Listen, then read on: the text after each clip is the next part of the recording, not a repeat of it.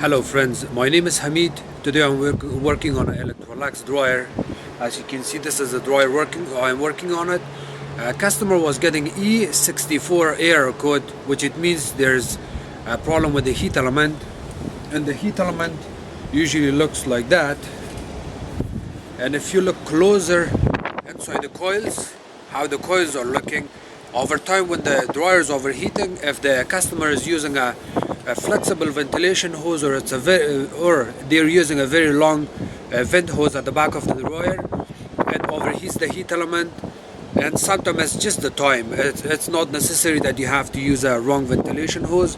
It could be because of the time. If the dryer is getting over 7 years old and you can get E64 error code, that's because of the heat element. The heat element expands and it kind of touches the cavity of the box, and then it shorts out and you will get E64 error code. So I got this heat element here, and to find out if you have E64 error code on the dryer, you're gonna check the error code by pressing the cancel and the start button at the same time and hold it. You have to press both of these at the same time. It's kind of tricky to move the camera at the same time, but okay, it's gonna show up now. E64 heater error code. So what I did to confirm this heater element is bad, I have a little small circuit board. I put this closer to the ventilation hose, so it's kind of overheating right now, and I got E64 error code. I'm gonna unplug it here.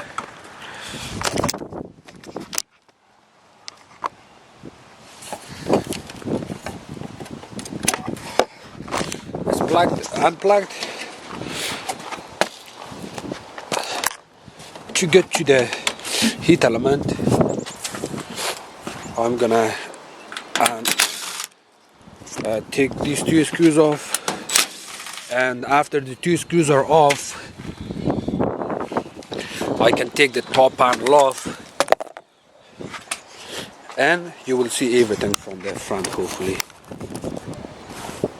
I'm gonna replace the heat element here, and hopefully my battery is enough here. So the top panel comes out. There's two screws on the front,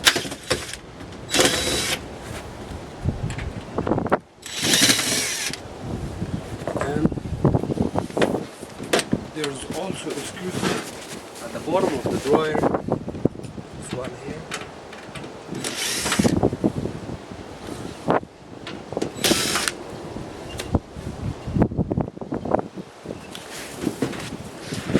They're all Robertson screws. And now you can see how it looks from here. We're going to take that screw off, this screw off, and we will disconnect it from there.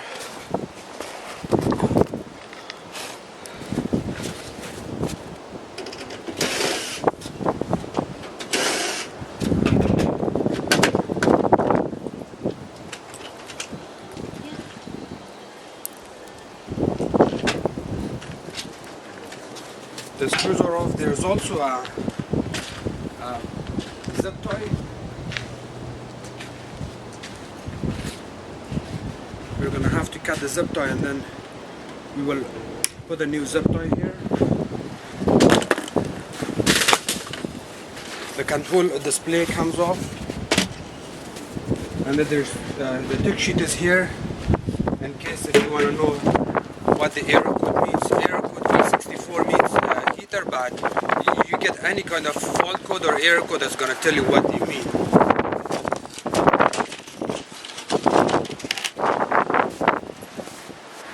You'll take this screw off, that screw off, and then you kind of pull the whole front panel off. The front panel comes off, and there's a connector for the door lock. Put this on the side. We got another connection there. To make it easy, you can just kind of cut the zip tie there.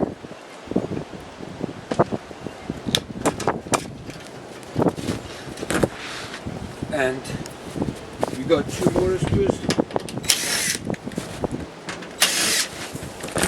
Other panel comes off, but before we do that, we also got 2 screws that hold the control panel display in place. That comes off.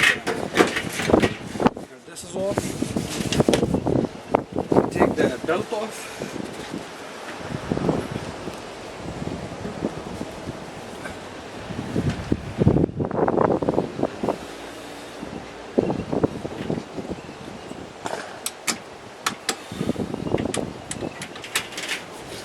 Belt is off, you can lift up the whole drum, and here's our heat element. Let's see if you can see it. See the heat element? There's one screw all the way at the back there. That screw needs to come out, and then you can take the rest off. So let me find something to put my camera on.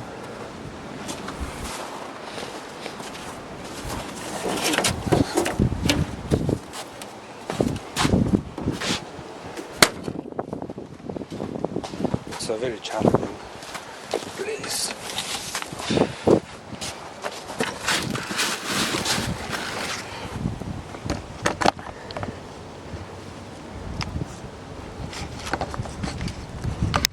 Hopefully my camera stays there. I got a little small tripod. If I can put my camera here, that's a perfect place for it.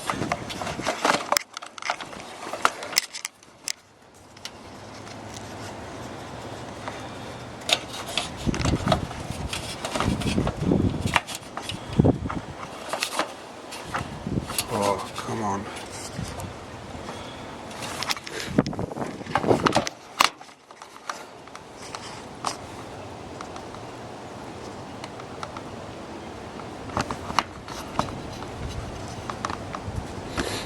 So that looks good. And I usually have a little small ratchet here. This is the one, and I'll put the Robertson in here. Actually, the screw is so long that even this is too big for that, so I'm gonna have to find a little small Robertson here. I finally found it, and then you can open this.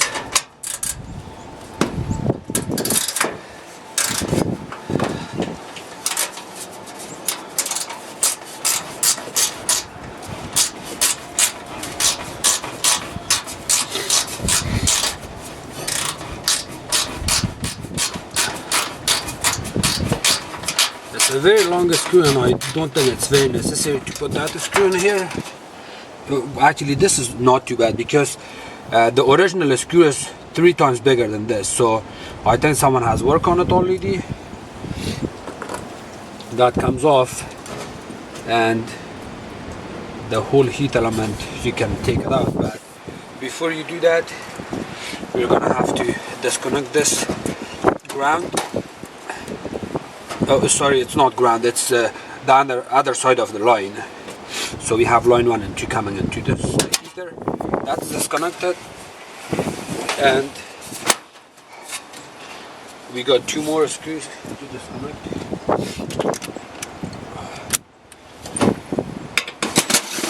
It's inside the heat element box.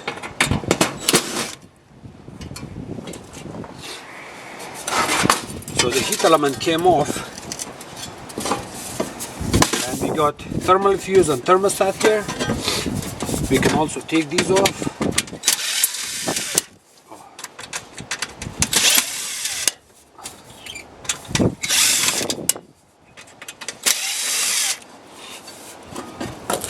And we can disconnect all of these. Let me see. This heat element is not in good shape, so I don't know if you can see it on the camera or not, but so I'm gonna put it here. We got the new one.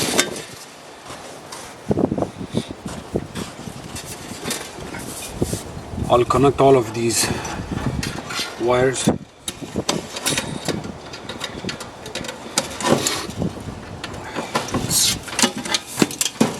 You also need to vacuum this dryer really good, because right now I'm not going to vacuum it while making video, but after I finish the video I'll make sure I vacuum everything.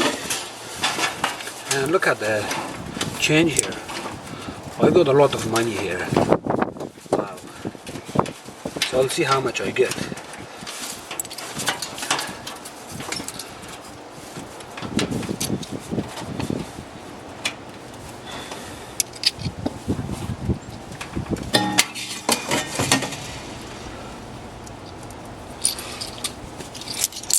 So far I think I got $1, $3, $5, $6.55, but I think there's more, but I'm just showing you that I found that much change in here. I got 2 coffees.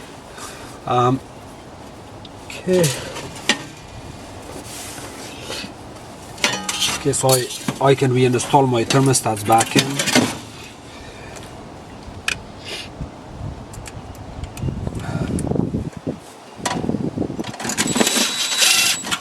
So that thermal fuse, you can see if the dryer is not heating, that's the first thing you want to check, because that thermal fuse can go bad and it will not heat. And if that's not the problem, it's usually the heat element or the control board or the electrical wires, because you need 240 volts in order for the dryer to heat. If you're getting 120 volts, the dryer will still run, but it will not heat. Okay, so that's good. My heater is in.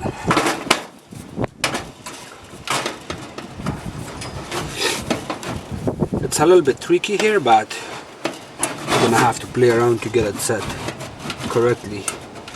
Got this. So I'm going to put my 2. Actually, I will hold the camera in my hand so you can see where the screws are going.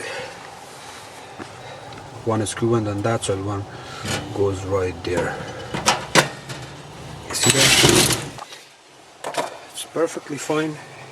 You put your other line in here, bend this down a little bit, and so it's kind of ready to go. I don't have my vacuum here. It's not too bad. It's a very good idea to vacuum it,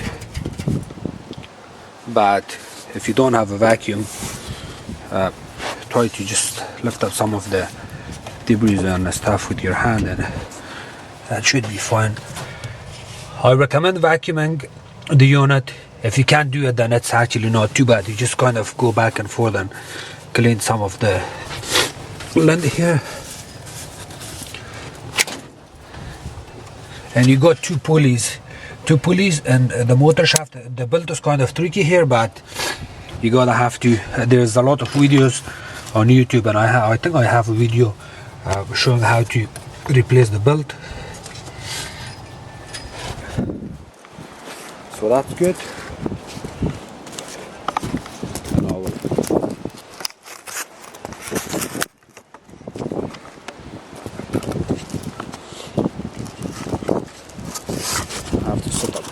Again, so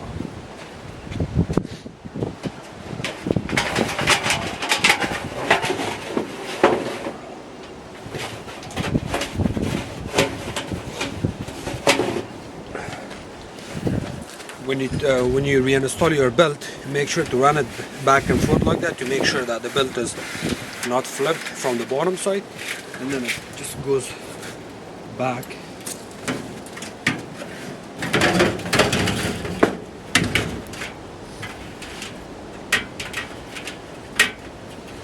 Now here it comes to the belt install.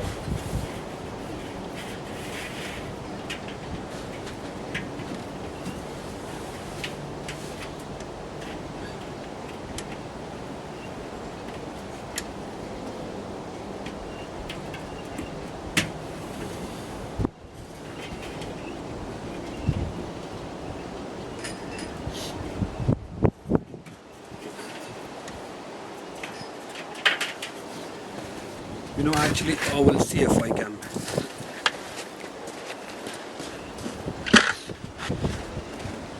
If I can put my camera down there so you can see how the build is being installed here.